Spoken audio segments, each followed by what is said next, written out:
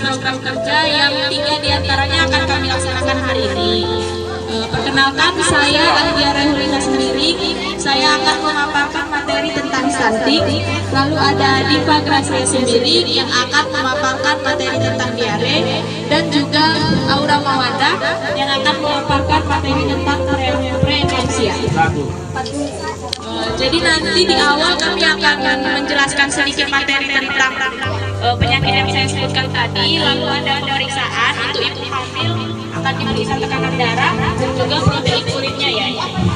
Jadi nanti kalau mau buang air kecil ke kamar mandi boleh diminta urinnya. Penyuluhan mengenai preeklamsia. Ibu pasti tahu kan mengenai preeklamsia ini. Penyakit ini sering terjadi pada ibu hamil trimester kedua atau di atas usia kehamilan di atas 20 minggu. Dan terdapat kasus yang ibu hamil memiliki tekanan darah tinggi di atas 130 mm air raksa. Itu terdapat 34 kasus di Desa Kalang Sembara menurut data Puskesmas Batangberu tahun 2023 kemarin. Nah, apa sih preeklamsia itu? Preeklamsia merupakan suatu sindrom yang ditandai dengan hipertensi disertai proteinuria atau protein dalam urin dan adanya udem pada trimester kedua kehamilan atau pada usia kehamilan lebih dari 20 minggu. Seorang ibu hamil bisa dikatakan mengalami preeklamsia bila memiliki tekanan darah di atas 140/90 mm air raksa atau lebih pada 2 kali pemeriksaan dengan jarak minimal 4 jam. Penyebab preeklamsia ini masih belum diketahui secara pasti ya ibu-ibu, karena tapi kondisi ini diduga terjadi akibat kelainan perkembangan dan fungsi plasenta, yaitu organ yang berfungsi menyalurkan darah dan nutrisi untuk janin. Kelainan tersebut menyebabkan pembuluh darah menyempit dan muncul reaksi yang berbeda di tubuh ibu hamil terhadap hormon. Akibatnya terjadi pada ibu hamil dan janin.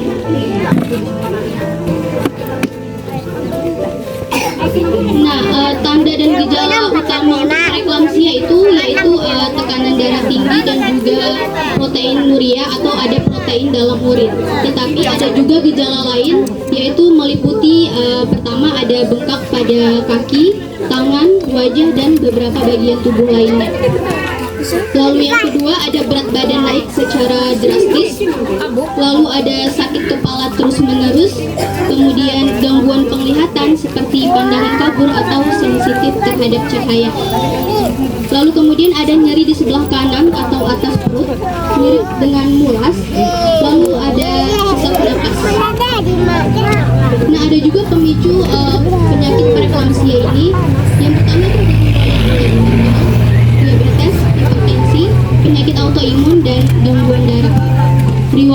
Lalu kemudian ada riwayat preeklamsia sebelumnya, di kehamilan sebelumnya ibu mengalami preeklamsia, berarti di kehamilan berikutnya bisa juga ada risiko preeklamsia.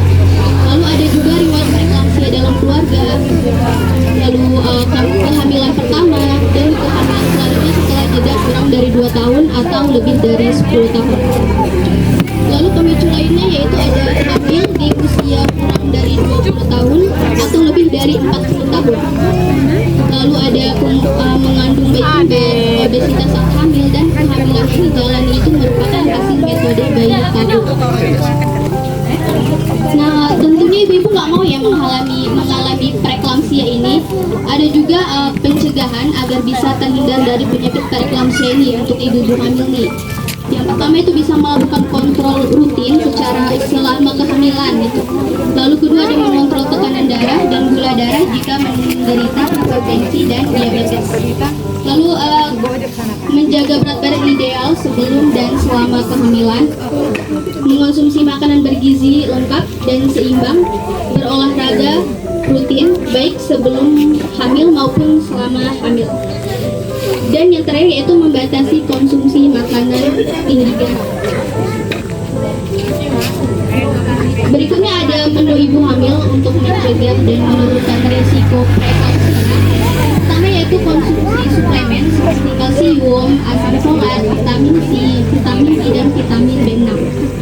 Lalu kedua, makanan tinggi oksidan seperti brokoli, bayam, kacang-kacangan, wortel, kentang, dan juga kacang kedelai.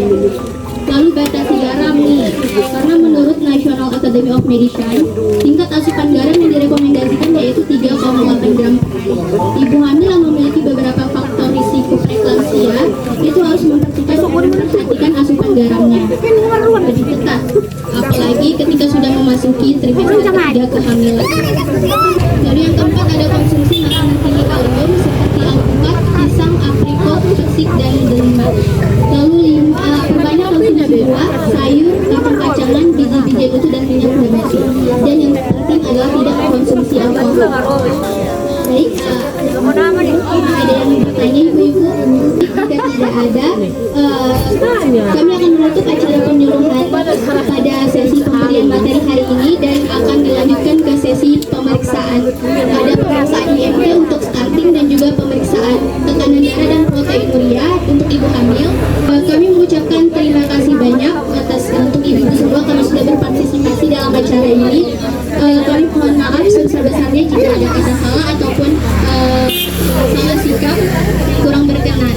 Semoga semua ibu sehat, untuk ibu hamil semoga dilancarkan sampai persalinan. Terima kasih.